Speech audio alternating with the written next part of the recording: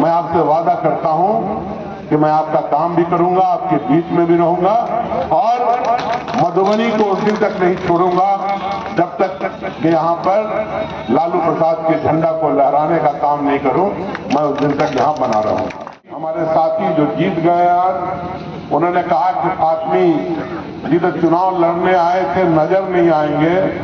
मैं चैलेंज करता हूं कि जितना मैं आप लोगों के बीच में रहता हूं और रहूंगा, सांसद महोदय यहां न तो रहते हैं, न किसी से मिलते हैं, न किसी का काम करते हैं। बिस्फी प्रखंड क्षेत्र के बिस्फी चौक पर युवा राजद नेता आरिफ जिलानी अंबर की अध्यक्षता में राजद सदस्यता अभियान कार्यक्रम का आयोजन किया गया।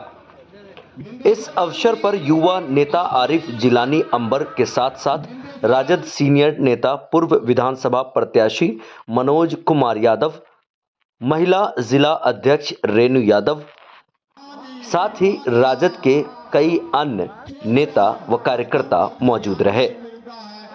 सदस्यता अभियान के इस कार्यक्रम में मुख्य अतिथि के तौर पर पूर्व केंद्रीय मंत्री व पूर्व लोकसभा प्रत्याशी अली अशरफ फातमी पहुंचे।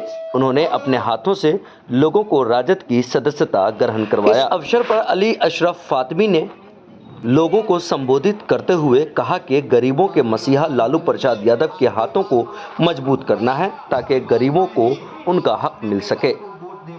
उन्होंने अपनी बात रखते हुए कहा कि क्षेत्र में विकास को गति देना हो, चाहे वो भ्रष्टाचार को रोकने का मामला हो, महिलाओं को सम्मान का मामला हो या फिर रोजगार का मामला हो, सबकी निगाहें युवा नेता तेजस्वी यादव की तरफ ही टिकी हुई है। इसलिए युवा नेता तेजस्वी यादव को मुख्यमंत्री बनाना है तो सबको एक साथ आकर महागठबंधन के विधायक प्रत्याशी को जिताना होगा ताकि बिस्फी का भी विकास हो सके और बिहार का भी विकास हो सके। साथ ही उन्होंने राजद के कार्यकर्ताओं को भी संबोधित करते हुए जिम्मेदारी का एहसास दिलाया। उन्होंने कहा कि युवा नेता तेजस्वी यादव के विचारों को और पार्टी के विचारों को घर घर तक पहुंचाएं और तेजस्वी यादव को मुख्यमंत्री बनाने के लिए हर एक बूथ पर कार्यकर्ता अपनी जिम्मेदारी को बखूबी निभाएं, तब जाकर बिस्फी भी बदलेगा और बिहार में भी बदलाव होगा। सुने इस अवसर पर पूर्व केंद्रीय मंत्री अली अशरफ फातमी ने क्या कुछ कहा। और यहाँ से जो भी साथी आज जाएं सदस्यता लेकर के, वो ईमानदारी से एक ही संकल्प होना चाहिए। हमारे सदस्यता का विस्तार जो हो रहा है उसमें सीधा मकसद है कि हम आम लोगों तक पहुंच पाएं और ऐसे साथी जो पहले तो हमारे साथ होते थे, किसी कारणवश हमें छोड़ के अलग हो गए या किसी को बहुत शिकायत हो कि हमें पार्टी ने पूछा नहीं, तो हमारा प्रयास रहेगा और हमारी टीम का कि हम हर आदमी तक पहुंचे, अपनी बात रखें, उनको अपना मेंबर बनाएं, अपना साथी बनाएं। तो आप अगर कहीं भी आपके इलाके में कोई मेंबर बनना चाहता है, हम घर घर जाएंगे, हम किसी को छोड़ेंगे नहीं। जो समाज के अंदर परिवर्तन चाहता हो, जो गरीबों को आगे ले जाना चाहता हो, जो समाज में कमजोर तबके के लोग हैं उसका अच्छा चाहता हो, ऐसे हम सब साथियों को अपना मेंबर बनाएंगे और मेंबर बनाकर अपने पार्टी से जोड़ेंगे और बिहार के अंदर जो परिवर्तन की जो के राह पे जो हम लोग निकले हैं उसमें उनको साथी बनाएंगे। साथियों, मैं सबसे पहले आप लोगों का आभार व्यक्त करता हूं और मुझे याद है कि एक बड़ी मीटिंग बिस्फी में, मेरा अपना ख्याल है कि काउंटिंग से पहले हुआ हो या हम लोग बैठे थे नौजवानों के साथ, बड़ी तादाद में लोग आए थे और हम लोग बैठ करके कई घंटे तक आपस में बातचीत किया था। आज ये दूसरा मौका है कि फिर हम बिस्फी में हैं, आप लोगों के बीच में हैं। मैं एक बात आप लोगों से बता देना चाहता हूं कि मैं लगातार 7 चुनाव दरभंगा से लड़ा, 4 मरतबा वहां के लोगों ने मुझे प्यार प्रेम दिया और मैंने जितना भी हो सका बहुत काम किया है। आप लोगों का भी रिश्तेदारी बिरादरी उधर होगा, आप जाते होंगे तो आपको मालूम हो जाएगा कि मैं किस तरह का आदमी हूं, किस तरह से काम करता हूं। और मुझे बड़ी खुशी है कि जो 2020 का असेंबली का चुनाव हुआ था उसके मुकाबले में लोकसभा के अंदर आप लोगों ने हमें ज्यादा मत दिया। आज तक के इतिहास में इंडिया गठबंधन, महागठबंधन जो भी यहां से चुनाव लड़े हो, चाहे कम्युनिस्ट पार्टी लड़ी हो, कांग्रेस लड़ी हो या राजद से सिद्दीकी साहब लड़े हो, हर मौके से इस दफा आप लोगों ने अधिक मत दिया। हमें 4 लाख के ऊपर वोट आया। इतना वोट इससे पहले कभी आपके गठबंधन को नहीं मिला था। और पिछले असेंबली से भी सिवाय मधुबनी वाली सीट को छोड़ दें, हर सीट पर हमें पिछले असेंबली के मुकाबले में ज्यादा वोट आया। यहां तक कि बिस्वी में भी पिछले असेंबली चुनाव के मुकाबले में इस दफा हमें ज्यादा वोट आया। इसके लिए हम आप सबके आभारी हैं, हम आप सबके शुक्रगुजार हैं। साथियों, आप मात्र बिस्वी का चुनाव 6000 मतों से हार गए। पिछली दफा असेंबली में 10,000 से हारे थे, इस दफा 6000 से हारे। और कहीं न कहीं बुरा मत मानना, अपनी कोताही से हार गए। वोट गिर गया होता और लोग सतर्क रहते बूथ के ऊपर तो आपकी जीत 25,000 वोट से कम होती। हम लोग थोड़ा शुरू में गर्मी में रहे और इलेक्शन आते आते जो प्रोपेगेंडा था बीजेपी का 400 पार 400 पार, उसमें कहीं न कहीं हमारे वर्कर, हमारे कार्यकर्ता, वोटर को मैं कहीं पर इल्जाम नहीं देता हूं, हमारे वर्कर, हमारे कार्यकर्ता कहीं न कहीं ढीले पड़ गए।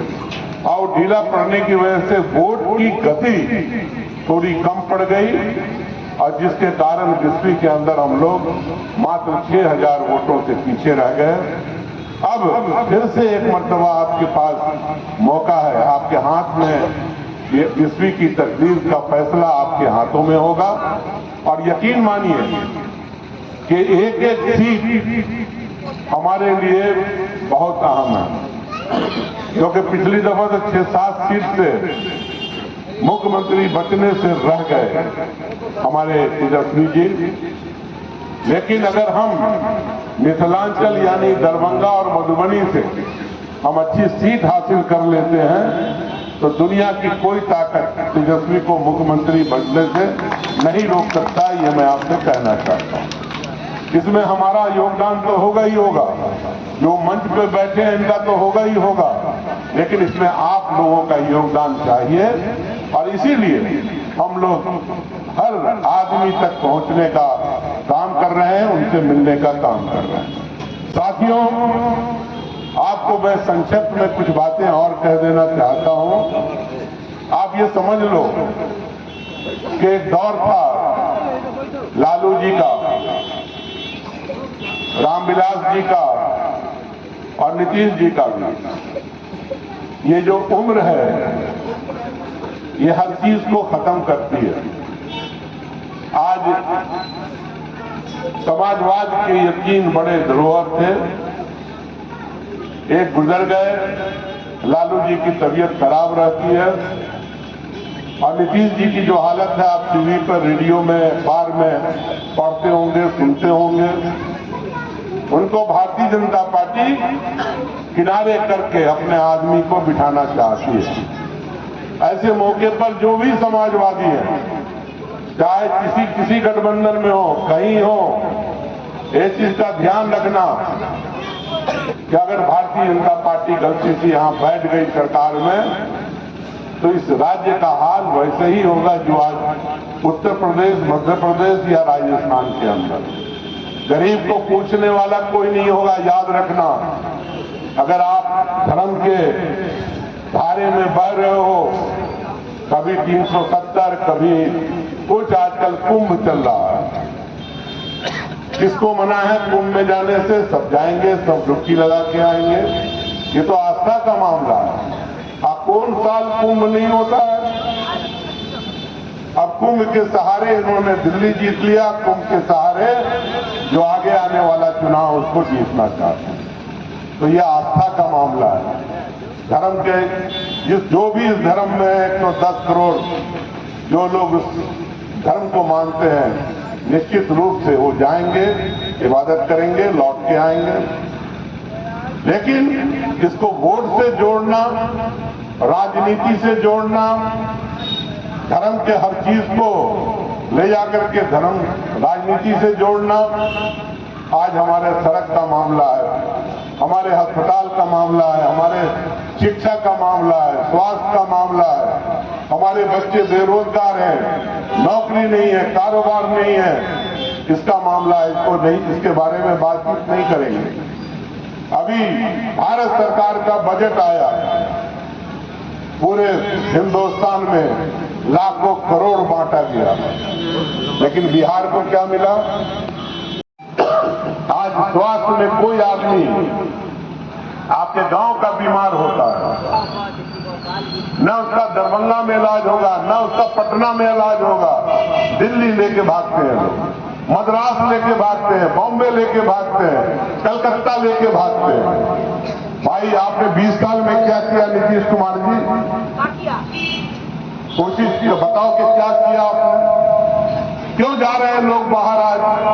आज हमारे गांव घर के कौन सा गांव ऐसा है, कौन सा पंचायत ऐसा है जहां 1000, 1500 लोग प्लान करके कहीं गुजरात में, कहीं आदमी कहां जाता है जहां तरक्की होती है? आज कलकत्ता लोग क्यों जाते हैं? वहां तरक्की है। दिल्ली क्यों जाते हैं? वहां तरक्की है। बॉम्बे क्यों जाते हैं? वहां तरक्की है, पैसा मिलेगा। आज बहुत मामूली नौकरी के लिए लोग प्लान करने पे मजबूर हैं। क्या आप नहीं चाहते हो कि आपके प्रदेश के अंदर वो व्यवस्था हो जिसमें जो बंद मिले हैं वो खुले, नए मिल, नए फैक्ट्री लगे? तो एक नौजवान को मौका दीजिए। हम लोग तो बोलेंगे ही, अमली जामा पहनाना, काम करना, सरकार बनाना आपका काम है।